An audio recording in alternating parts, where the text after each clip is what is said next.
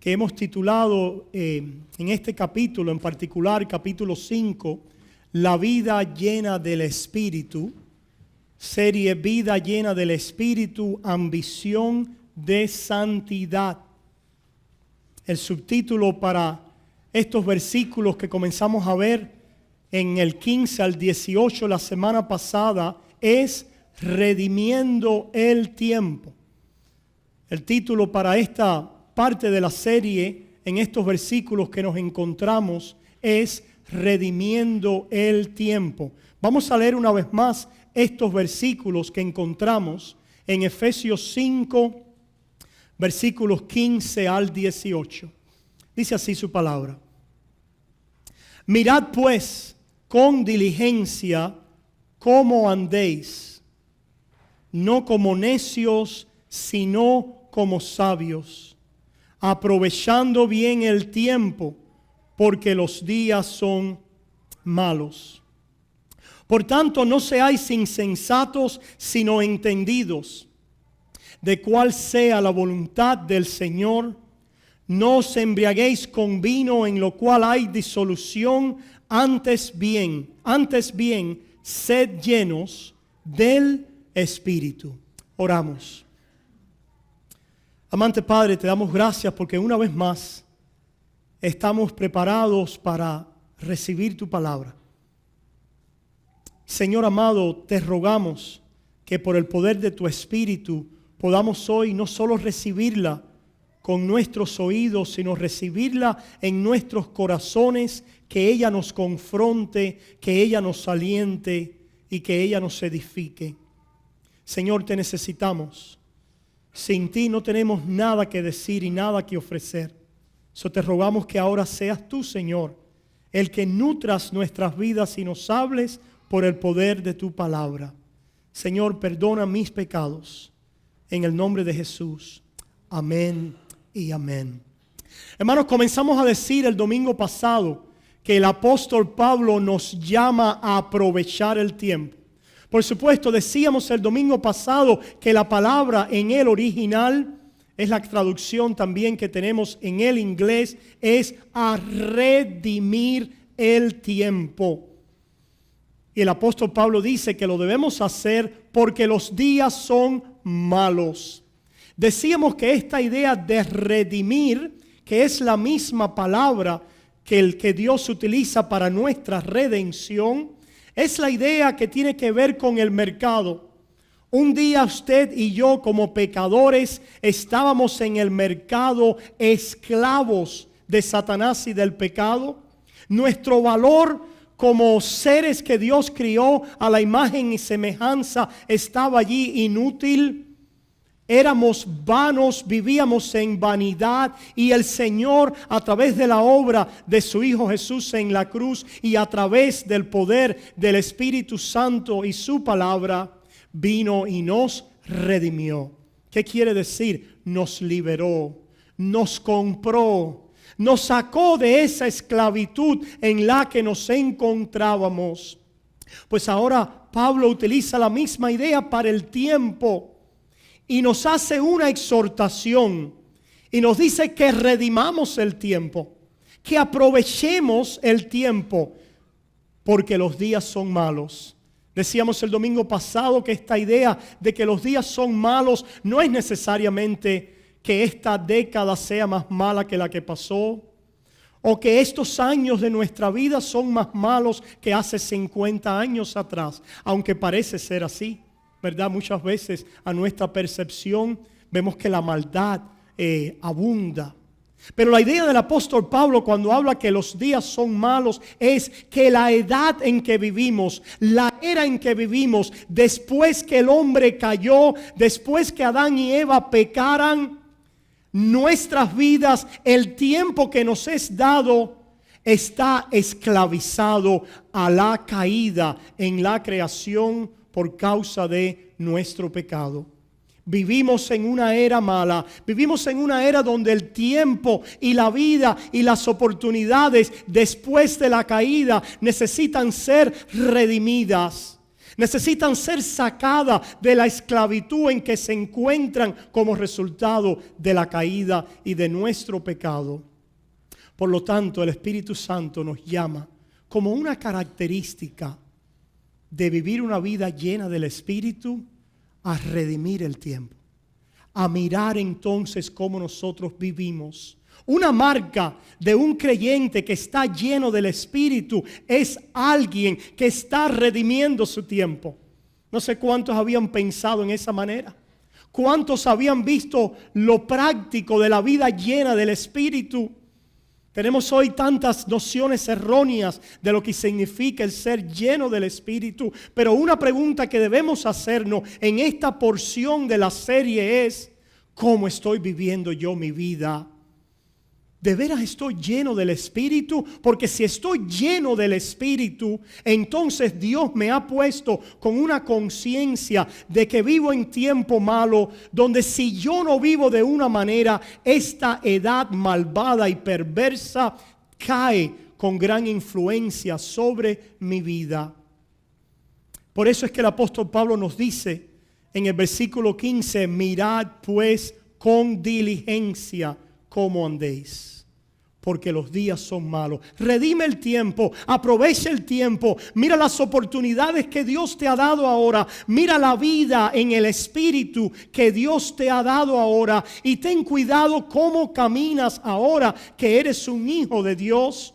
Porque como ya hemos venido viendo en este capítulo de Efesios, ya no somos hijos de las tinieblas, ahora somos hijos de luz. Ya no participamos con los hijos de las tinieblas en aquellas obras en las que antes participábamos, las cuales eran vanas y las cuales no traían ningún uso espiritual ni eterno a nuestras vidas, sino que eran una manifestación del sello de condenación que había sobre aquellos que practican el pecado. Vemos entonces, hermanos, si queremos hablar un poquito más en esta mañana de esta palabra que comenzamos a ver el domingo pasado, cuando el apóstol Pablo dice: mirad pues con diligencia cómo andéis. En otras palabras, que no solo somos simplemente llamados a vivir, sino somos llamados a ver cómo vivimos. Y esta palabra diligencia en el griego, akribos, significa precisión, exactitud, diligencia, con cuidado, de una manera precisa y exacta, y entregarnos a ella con celo. Esto es lo que el apóstol Pablo nos está diciendo. Esta es una marca de la vida llena del Espíritu, el andar diligentemente, el vivir en esta vida con precisión, con exactitud y diligencia, de acuerdo al plan y el propósito que Dios tiene para nuestras vidas. Y una de las preguntas que nos comenzamos a hacer el domingo pasado es: ¿estamos nosotros viviendo con esta diligencia en nuestras vidas espirituales? Todos nosotros mostramos lo que esta palabra griega significa en una manera natural. Todos nosotros, cada vez que tenemos un proyecto, todos nosotros tenemos planes y nos entregamos a esos planes porque decimos, por ejemplo, para yo poder sacar un título universitario hay un tipo de vida que yo debo vivir. ¿No es así?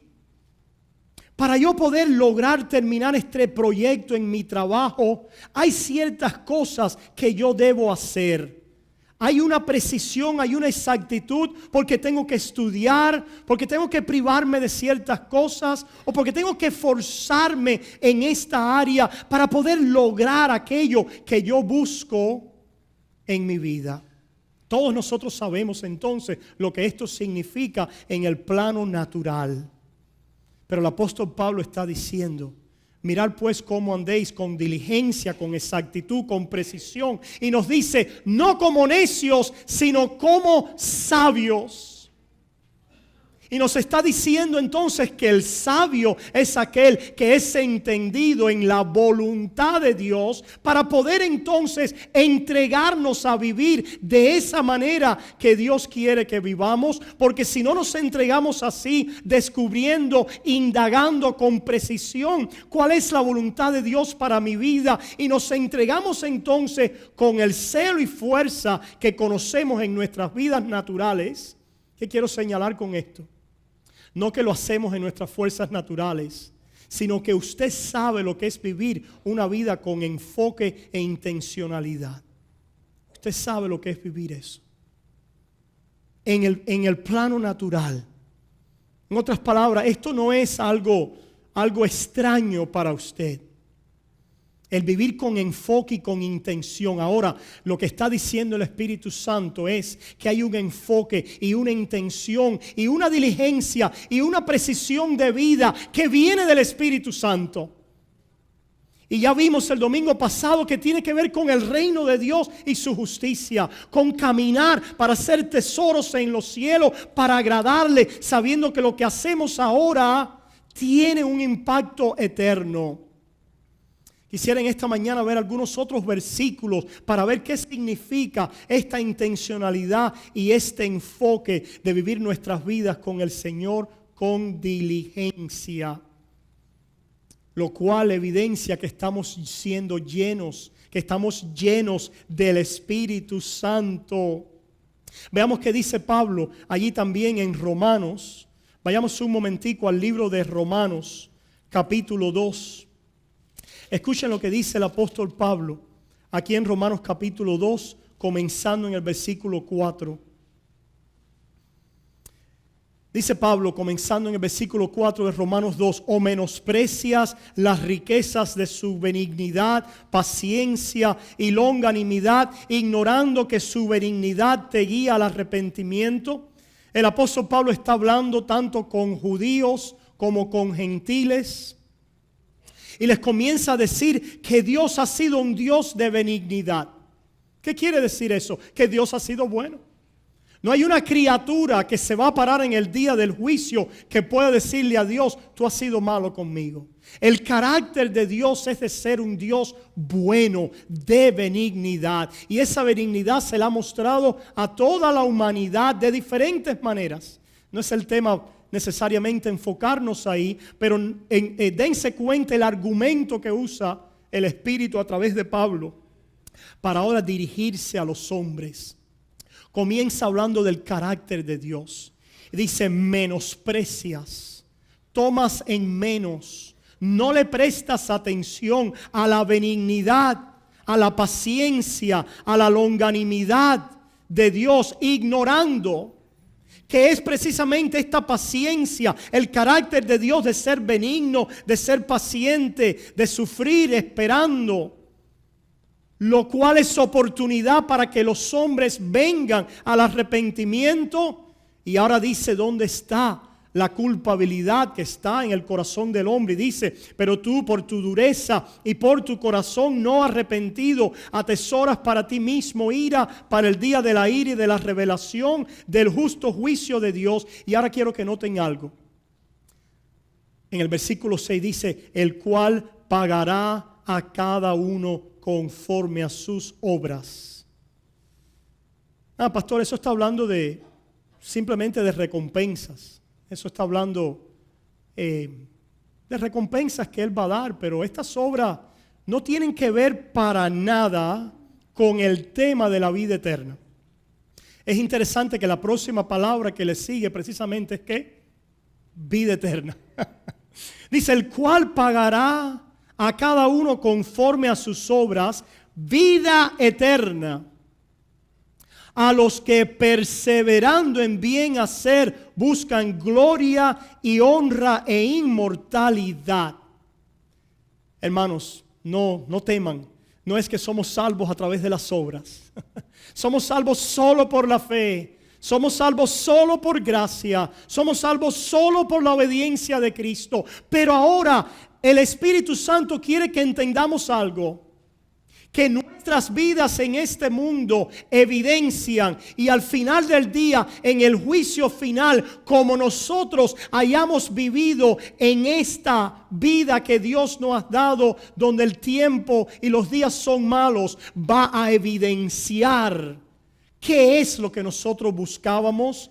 Y si buscábamos al Señor, si teníamos una fe genuina y verdadera que ahora había venido al conocimiento de lo más importante en la vida, y por eso entonces nuestras obras, y por eso entonces nuestro empeño en qué, el empeño del Hijo de Dios en esto. Miren, hermanos, dice, el cual pagará a cada uno conforme a sus obras, vida eterna a los que perseverando en bien hacer, buscan ¿qué?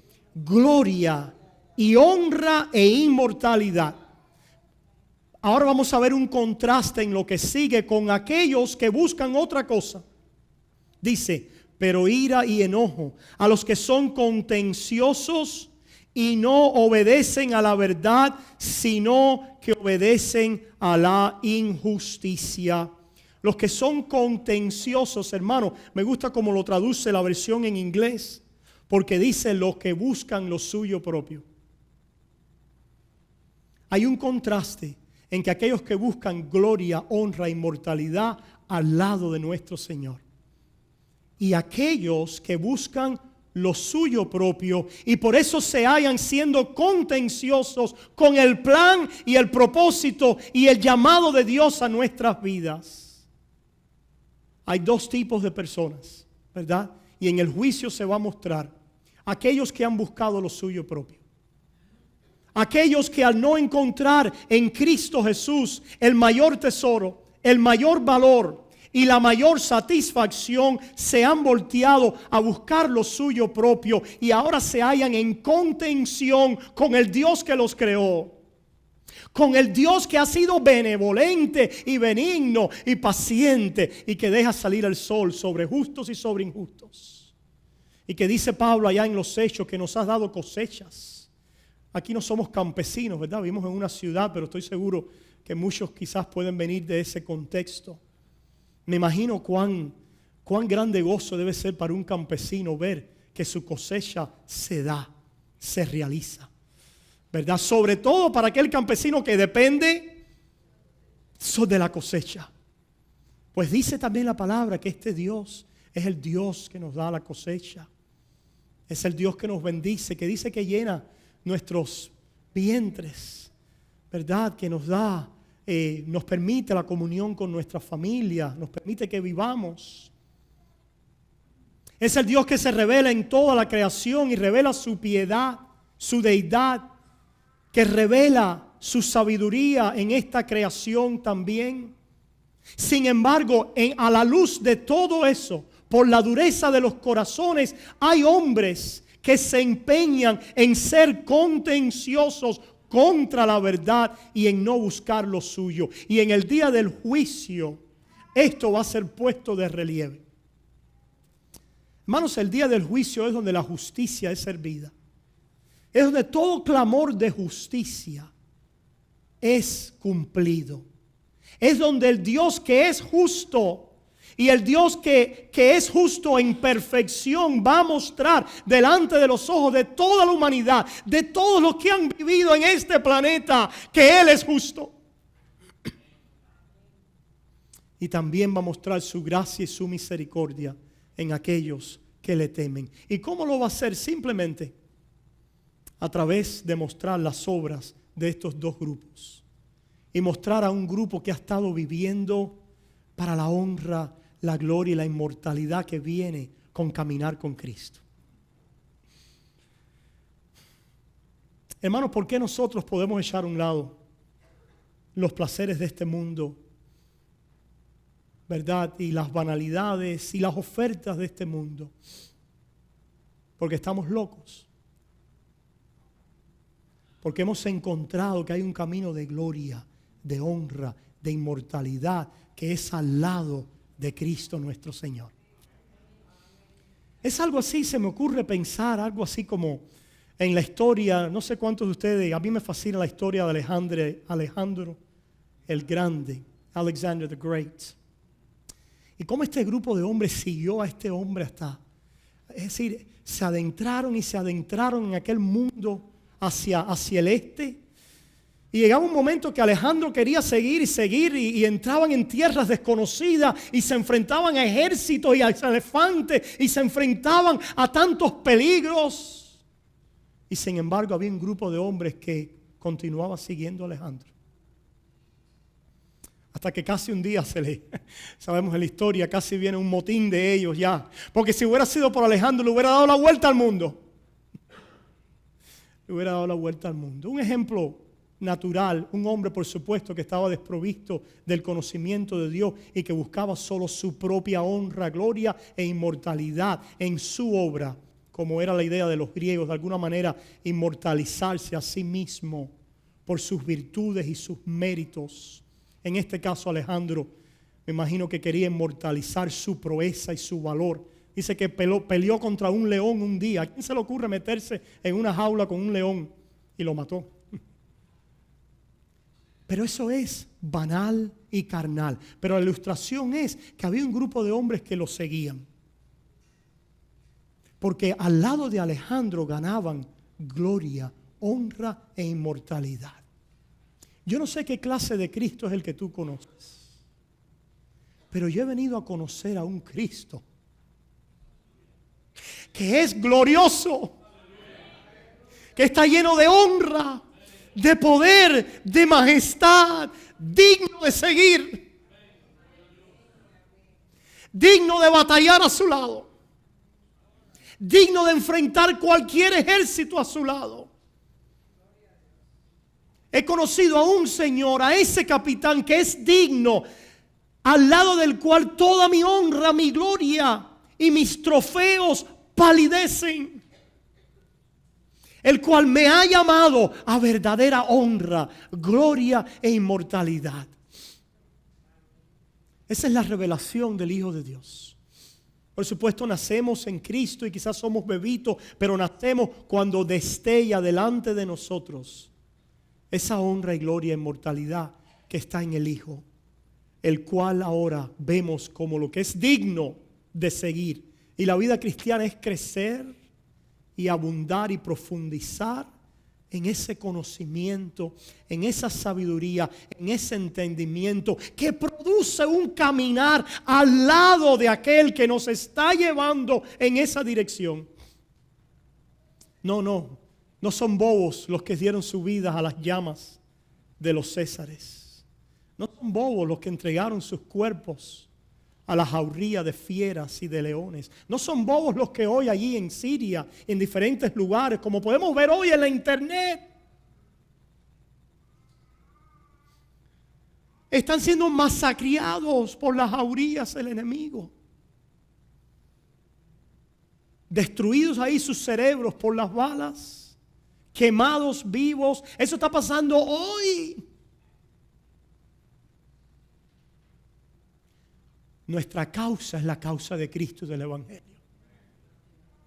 Y en esa causa Dios nos está llamando a redimir el tiempo, a aprovechar el tiempo, porque si no lo hacemos, como dice la palabra, no la palabra de Dios, sino como pusimos la ilustración el domingo pasado de la estera cuando caminamos en ella, ¿recuerda?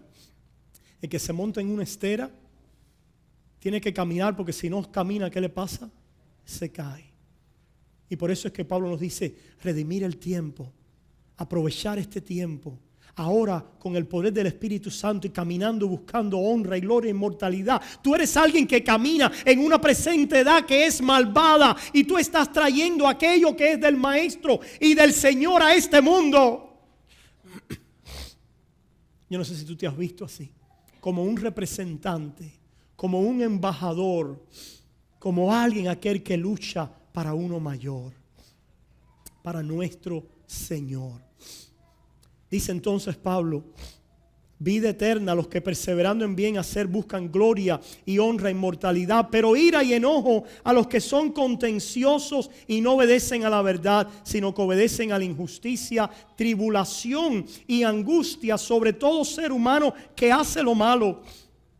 El judío primeramente y también el griego Pero gloria y honra y paz a todo el que hace lo bueno.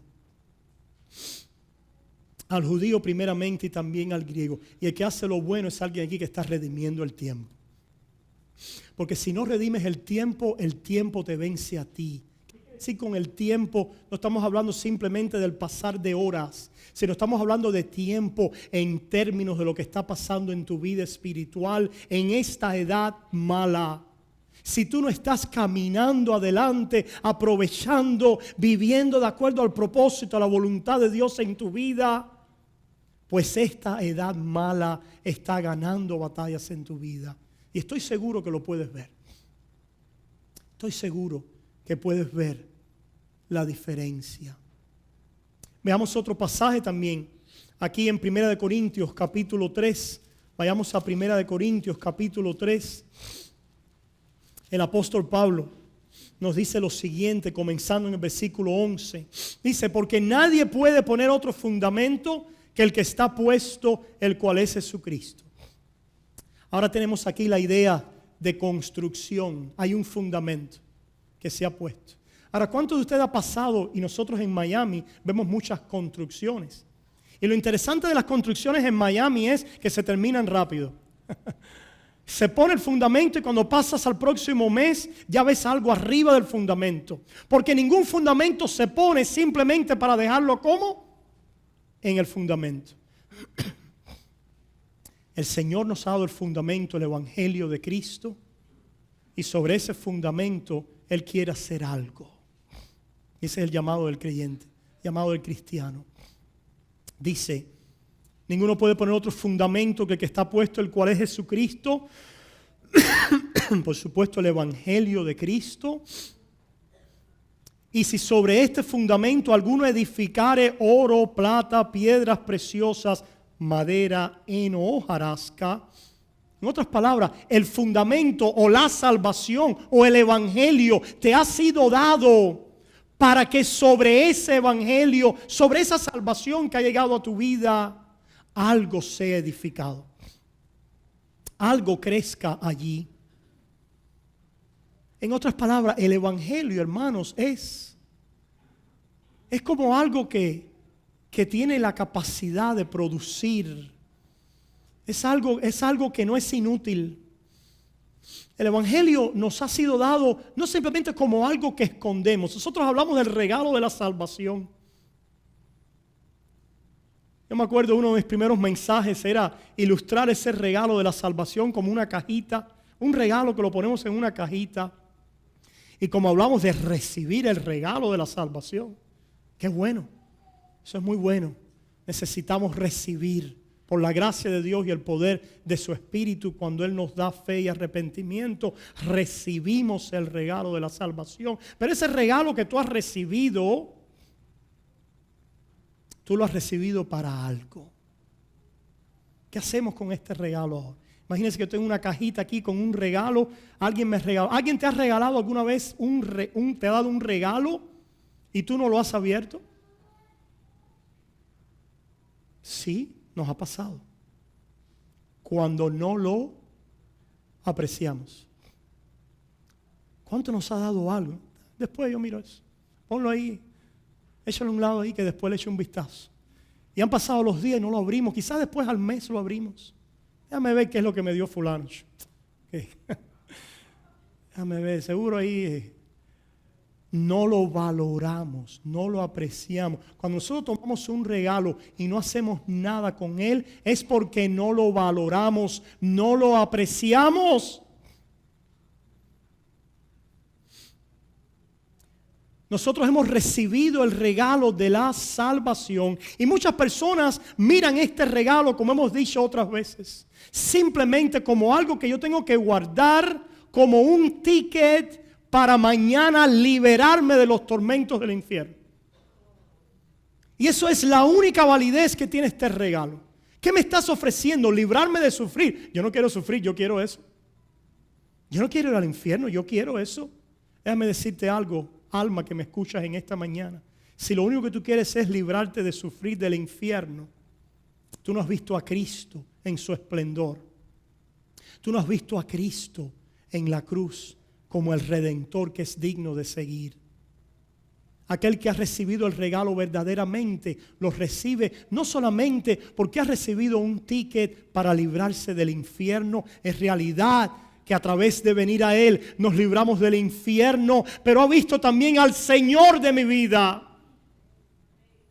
Ha visto también a aquel cuya riqueza, cuyo esplendor, cuya belleza es lo que mi alma necesita. Y el deseo y la necesidad de seguirlo y de estar con Él, de caminar con Él. Ese es el que nace de nuevo. Ese es el que verdaderamente recibe el regalo, porque lo recibe y no simplemente lo echa a un lado para cuando llegue el momento del ticket, sino lo recibe y inmediatamente empieza a abrir el regalo. Y empieza a descubrir su vida escondida en Cristo. Colosenses 3, ¿verdad? 1. Si pues habéis resucitado con Cristo, buscad las cosas de arriba, donde está vuestra vida escondida en Cristo Jesús. Buscad. ¿Qué caracteriza la vida del creyente? El buscar. El buscar y el qué, el indagar, el perseguir, el caminar, el luchar. ¿Por qué? Porque nos ha sido dado un regalo valioso. La vida de Cristo en mi corazón. El caminar al lado de mi Señor y la esperanza de que por toda la eternidad voy a estar con Él. Voy a estar a su lado. En otras palabras, si ahora Cristo nos tuviera que guiar a través de un infierno, sus hijos le siguen. Si nos guía por fuego, sus hijos le siguen. Si nos guía por agua, sus hijos le siguen. Si nos guía por pruebas, sus hijos le siguen. Y las circunstancias y las pruebas simplemente sacan a relucir el hecho de que verdaderamente hemos recibido este regalo de su vida por la fe. Esta fe entonces se prueba. En el día del juicio se trata todo acerca de la fe. Pastor, pero dice obras. Sí, hermanos, pero se trata acerca de la fe, porque esas obras simplemente son un testimonio si verdaderamente había fe en tu vida o no. Si verdaderamente recibiste con fe, a menos que hayáis recibido, como dice Pablo, en vano. A menos que vuestra fe sea falsa. A menos que vuestra fe sea una fe que no sea verdadera. El llamado a redimir el tiempo es el llamado a los hijos de Dios que han recibido verdadera fe. No por obras, sino simplemente por mirar el valor de Cristo y ver que Él es mi Salvador y darme cuenta que ahora por su obra entonces es lo que necesita mi alma. Lo anhelo para poder ser restaurado. ¿A qué? A relación con mi Dios. A relación con Él. A amarle. A caminar en amor con Él. Estos que caminan así, caminan en amor. Y Pablo dice aquí, la obra de cada uno se hará manifiesta porque el día la declarará. Pues por el fuego será revelada y la obra de cada cual sea, el fuego la probará. Si permaneciere la obra de alguno que sobreedificó, recibirá recompensa. Si la obra de alguno se quemare, él sufrirá pérdida, si bien él mismo será salvo, aunque así como por fuego. Ahí estoy yo, pastor. Dice alguien. Ese soy yo, pastor. Qué contento estoy yo de estar ahí. No, hermano. Ahí no es donde quiere Dios que tú estés. En realidad, este pasaje no se trata de alguien que dice que tiene fe y viró su espalda y tiene el ticket guardado para aquel día, pero ahora está viviendo una vida donde practica el pecado y la injusticia. Este pasaje no se trata de eso. Este pasaje no se trata de eso.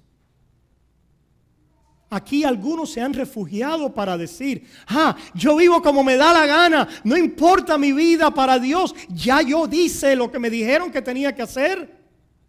Yo levanté la mano, yo hice una oración y ya dicen que si yo hago eso, pues ya yo soy salvo. No importa ahora cómo yo viva, no importa que viva en adulterio, no importa que practique la injusticia, no importa que sea un mentiroso, no importa que continúe con la misma vida antigua, no importa para nada cómo yo viva, porque voy a ser salvo como por fuego.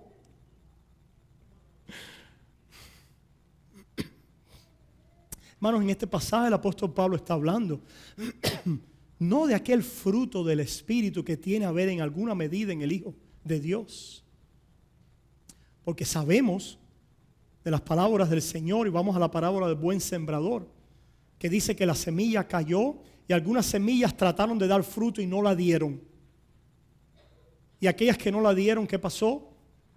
Eran vanas, estaban vacías, no era una fe verdadera. Trataron de dar fruto y sabemos la parábola, no es ahora el tiempo para hacerla. Algunas cayó en pedregales, otra en espinas, y después cuando el Señor empieza a explicarla, lo que empieza a hablar es que la recepción externa de aquella fe en muchos, dice, cuando vino los problemas de la vida, cuando vinieron las pruebas, cuando vino el enemigo, cuando vino la tentación, dice que estos no permanecieron. ¿Qué fueron? ¿Por qué? Porque buscaban lo suyo propio. Y algunos simplemente cuando oyeron de que había un ticket para poder guardar, para librarme del infierno, dijeron, sí, yo quiero eso. El ticket, se trata de, pues yo quiero eso. Y fue una fe falsa. Pero en el día del juicio, la fe verdadera, que es solo fe, no es obra, la fe verdadera de aquel que sabe que bajo la ley no tiene méritos ninguno y solamente confía en la obra de Jesús perfecta para salvarme. Pero para salvarme no solamente como un ticket para yo disfrutar aquí todo lo que me dé la gana, la carne, y seguir todos mis placeres vanos. Es decir, no es de esa manera que es la salvación. La salvación viene con el conocimiento de que hemos gastado nuestras vidas en vanas ilusiones y que ahora el Señor nos redime a una vida de caminar con Él. La fe nos es dada para el discipulado. No somos salvos por el discipulado. No somos salvos por las obras, pero la fe nos es dada para el discipulado. ¿Qué quiere decir el discipulado? Seguir a Cristo. Hey Jesús, tengo el ticket. ¿Y cuándo tú me seguiste? Pero Señor, yo creí en ti. No, tú no creíste en mí, tú creíste en ti mismo. Tú profesaste creer en mí simplemente para el ticket. La pregunta es si a través de esa fe, la fe verdadera, hizo que pusieras las manos en el arado. Y ahí estuviste arando. Te caíste muchas veces. ¿Cuántos nos hemos caído en el arado? ¿Cuánto nos han faltado las fuerzas? ¿Cuánto nos hemos desalentado? Pero se nos ocurriría, aquellos que hemos puesto la mano en el arado, en renunciar a Cristo y a su amor y a nuestro amor hacia Él y a nuestra unión con Él. Impensable para el Hijo de Dios, para el creyente, el cual su mayor ruina es estar separado de Cristo. Y su mayor felicidad es el estar unido a Cristo. Su mayor ruina es no conocer al Maestro. Y su mayor felicidad es caminar y caminar más conociéndolo. Que lo pueda conocer, no teniendo mi propia justicia, decía el apóstol Pablo en Filipenses 3, ser hallado en Él, no teniendo mi propia justicia, sino la justicia que es de Dios mediante la fe. Y después Pablo decía, y conocer la participación en sus sufrimientos y el poder de su resurrección. Después Pablo, basado en eso, nos dice, press on, ¿cómo nos dice? Seguir al blanco. Seguir al blanco, olvidando lo que está detrás. Olvidando lo que está detrás. Oh hijo, una de las mentiras del enemigo es que te has caído muchas veces en ese arado. Y todo lo que tú tienes que mostrarle al enemigo es, sí, pero todavía estoy en Cristo por la fe. Y la fe es suficiente para salvarme y para mantenerme apegado a Él y para volver a levantarme. Porque dice su palabra que 7 veces cae el justo, 7 veces lo levanta. Y dice que el justo corre al Señor como torre fuerte. ¿Y será qué? Levantado. Torre fuerte es el nombre del Señor. Pues hermanos, lo que vemos aquí es algunos de nosotros. No es que no tengamos frutos ninguno y así seamos salvos, sino que el Señor también va a examinar qué hemos hecho con este fruto, por muy mínimo que haya sido en nuestras vidas. ¿Qué fruto del Espíritu ha venido a nuestras vidas y qué tú has hecho con ese fruto? Porque ese fruto tiene la capacidad de hacer algo espiritual en tu vida. Tiene la capacidad de hacer una explosión. Si conociéramos el poder de Dios, el don de Dios. Así no le dijo Jesús a la samaritana: si conocieras el don de Dios. ¿Y quién es el que te dice dame beber? Tú le pedirías y Él te daría agua viva. Si conociéramos el don de Dios en el fruto de su Espíritu y el poder que tiene para hacer cosas en nuestra vida. Cosas en nuestra vida. ¿Cuántos hemos estado experimentando el poder del don de Dios a través de la fe? Pero el poder de ese don de Dios para hacer cosas en nuestra vida. Vamos al amor. El fruto del Espíritu es amor. Y así hay una serie de estas manifestaciones del fruto del Espíritu en nuestras vidas. ¿Qué poder tendrá el amor para hacer cosas en nuestras vidas? ¿Qué poder tendrá el perdón para hacer cosas en nuestras vidas? ¿Qué poder tendrá el dominio propio para hacer cosas en nuestras vidas? ¿Qué poder tendrá el afecto fraternal para hacer cosas en nuestras vidas? ¿Qué poder tendrá la perseverancia, la paciencia para hacer cosas en nuestras vidas? ¿Qué poder tendrá el gozo para hacer cosas en nuestras vidas? Y ese no somos nosotros. ¿Quién es? Cristo que vive en mí. El poder de Dios en mí. El poder de Dios por mí se manifestó en la cruz y se manifestó en la cruz para que se manifieste el poder de Dios en mí también. Por eso es que dice nuestra confesión de fe que la promesa no está en desarmonía con la ley. La promesa del Evangelio, la gracia, no está en conflicto con la ley de Dios, con la obediencia a Dios. ¿Por qué no está en conflicto? Porque la promesa fue dada para restaurarnos a obediencia, para restaurarnos a buscar gloria y honra e inmortalidad. Por eso es que dice Pablo, si nos movemos ahí a Primera de Corintios también, capítulo 9, ahora vemos estas dinámicas en la vida de Pablo actuando.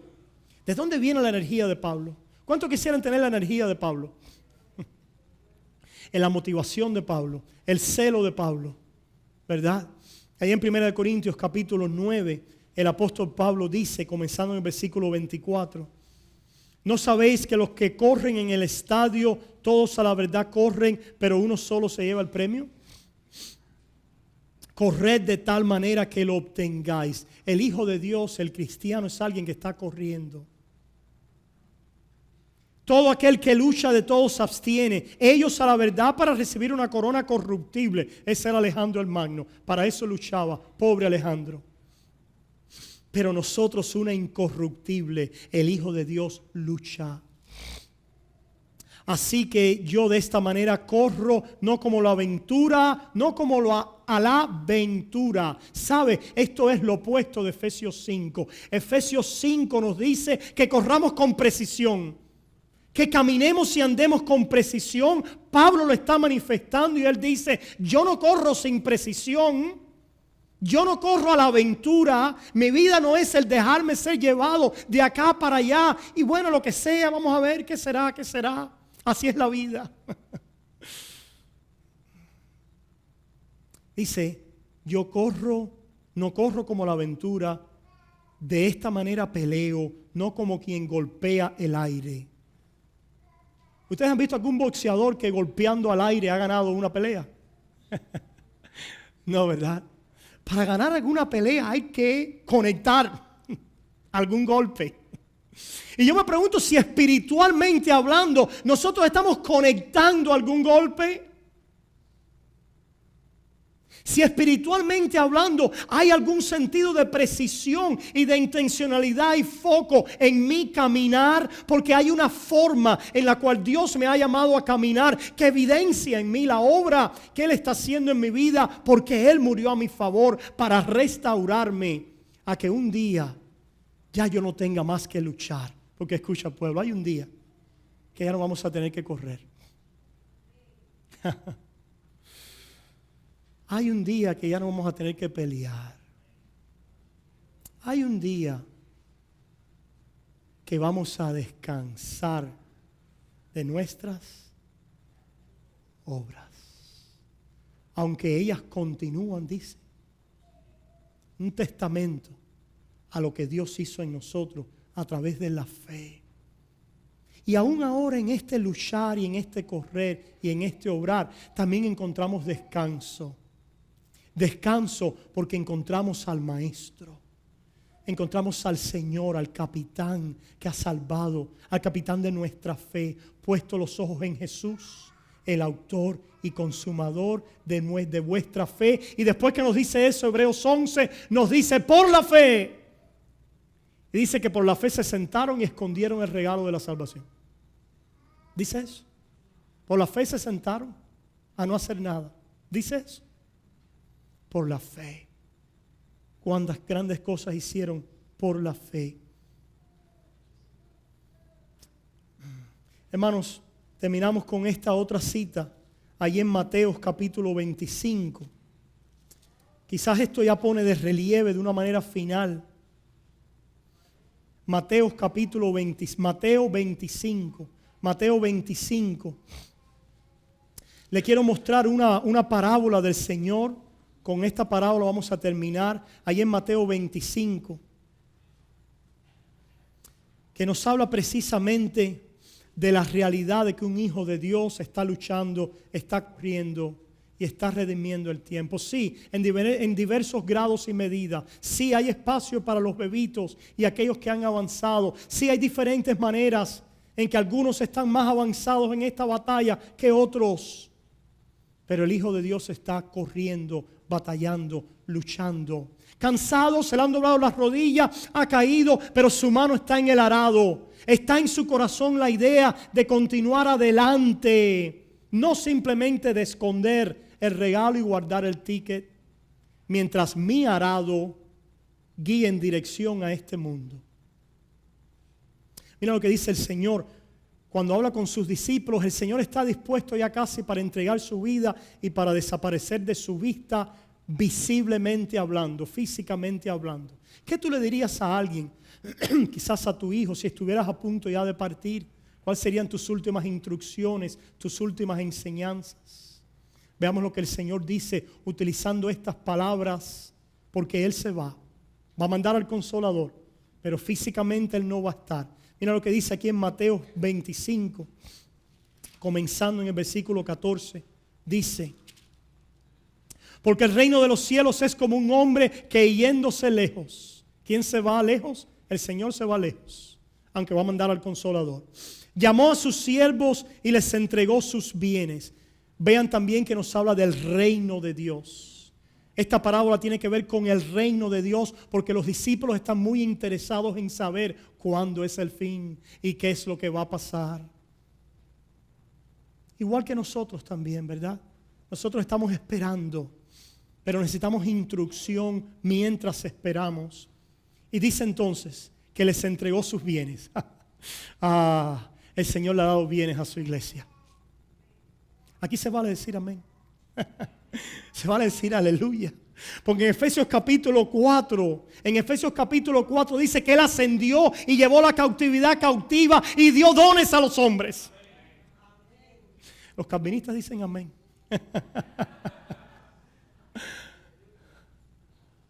Dio dones a los hombres. Él ha dado dones a la iglesia. La iglesia está enriquecida. No se llamen a engaño. La iglesia es rica. Pastor, pero yo no tengo ahora 5 pesos. Eres rico, eres pobre, mas tienes la capacidad de enriquecer a muchos. En ese sentido, la iglesia es rica, le entregó sus bienes. A uno dio 5 talentos y a otro 2 y a otro 1. Dice que un talento era 6,000 denarios. Un denario era el sueldo de un obrero para un día. Así que si sacan la cuenta, el que recibió un talento recibió la cantidad comparable a casi 20 años de labor y de trabajo. Dice que dio a cada uno conforme a su capacidad. Tú no tienes que compararte con aquel que quizás, ay, pero como Dios le ha dado a fulanito dones y talentos, y yo, el Señor te ha enriquecido, hijo, hija. El Señor te ha dado dones y talentos. Cada uno conforme a su capacidad, llamado de Dios, y luego se fue lejos. El Señor se ha ido lejos. Y nosotros estamos esperando. ¿Cómo esperar? Dice entonces, y el que había recibido 5 talentos fue y negoció con ellos y ganó otros 5 talentos. Estamos hablando de una parábola, ¿verdad?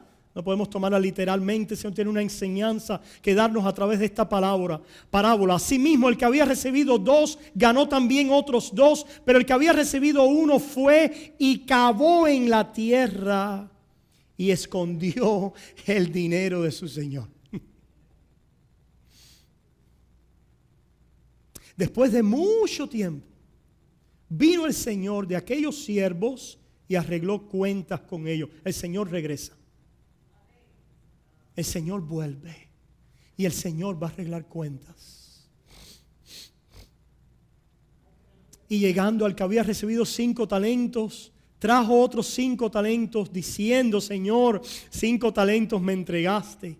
Aquí tienes, he ganado otros 5 talentos sobre ellos. Y su Señor le dijo, bien, buen siervo y fiel, sobre poco has sido fiel. ¿Poco? 5 talentos. Eran millones y millones de dólares. Sobre poco has sido fiel, sobre mucho te pondré. Entra en el gozo de tu Señor, en el gozo de tu Señor. Algo aquí de la idea de qué se va a tratar, las bendiciones y las riquezas eternas. Están conectadas a nuestra obra aquí, están conectadas a nuestro servicio en el Espíritu y están conectadas a nuestro sentido de gozo en ellas. No es este tema del mensaje. Llegando también el que había recibido 2 talentos, dijo, Señor, 2 talentos me entregaste, aquí tienes, he ganado otros 2 talentos sobre ellos. Qué interesante, sobre ellos, sobre el fundamento, sobre lo que me fue entregado. Su Señor le dijo, bien, buen siervo y fiel, sobre poco has sido fiel, sobre mucho te pondré, entra en el gozo de tu Señor. Pero llegando también el que había recibido 1 talento, dijo, Señor, te conocía que eres hombre duro y que ciegas donde no sembraste y recoges donde no esparciste, por lo cual tuve miedo y fui y escondí tu talento en la tierra. Aquí tienes lo que es tuyo. Oh, Dios ha manifestado a todos los hombres, como decíamos al principio, ¿verdad? Su benignidad y su bondad. También ha dado los medios de gracia donde han sido expuestos y la predicación del Evangelio. Y hay muchas personas que dicen que están recibiendo este regalo y simplemente lo tienen escondido, esperando que en el día del juicio es su ticket para salvar su pellejo del sufrir en el infierno.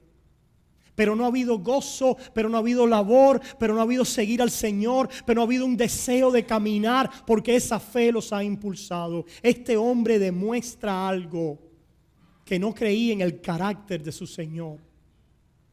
Tenía recelos acerca del carácter de su Señor. No creía tampoco en la obra del Señor. Para él esto no era algo importante. Ni creía en el carácter de su Señor como confiable. Ni creía en la empresa de su Señor como algo digno en la cual invertirse. No, yo sí, soy cristiano, pero... No, pero lo mío es las traquimañas del mundo. Y lo mío es el dinero. Yo ahí voy mi dinero. Yo doy mucho dinero para la iglesia. Y yo hago esto y aquello. Pero eso es nada más porque, bueno, eso es lo que yo hago. Pero en realidad mi gozo y mi empresa es mi carne y el mundo. Ese es el arado cuyos bueyes yo aro.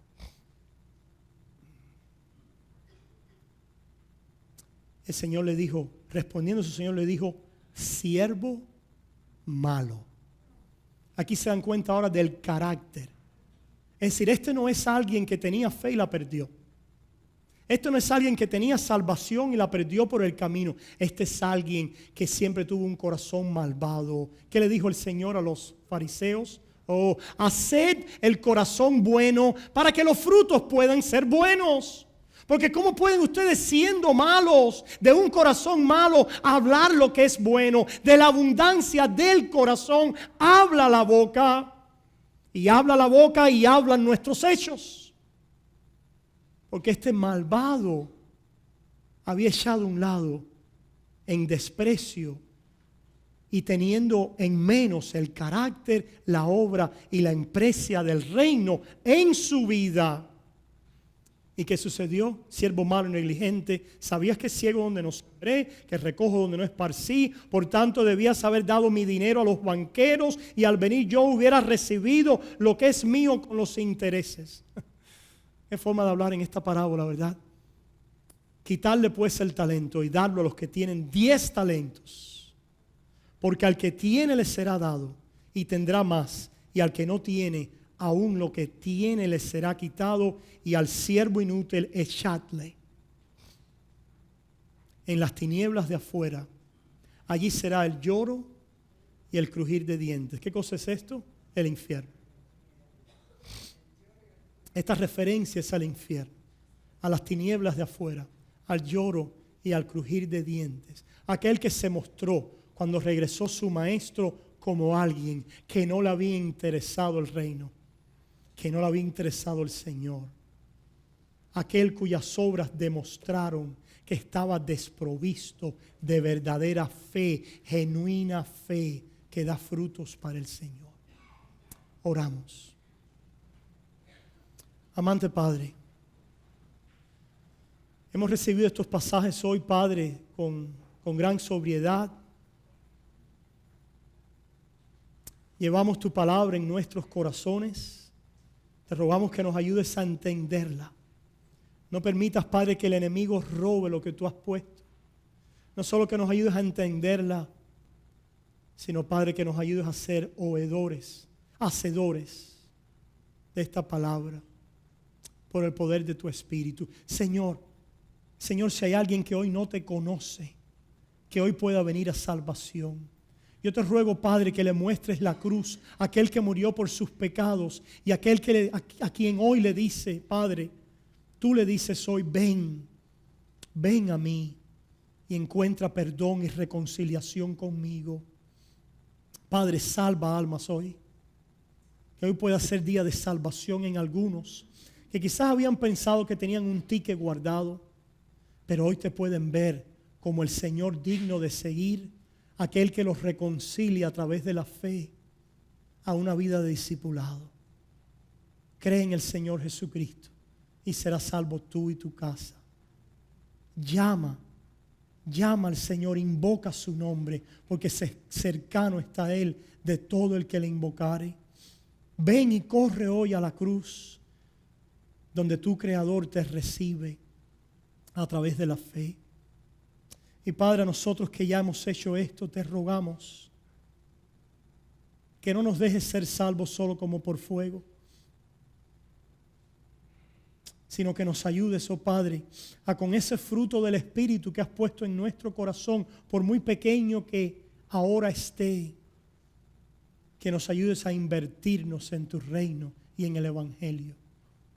Oh Señor, ayúdanos a crecer en ti.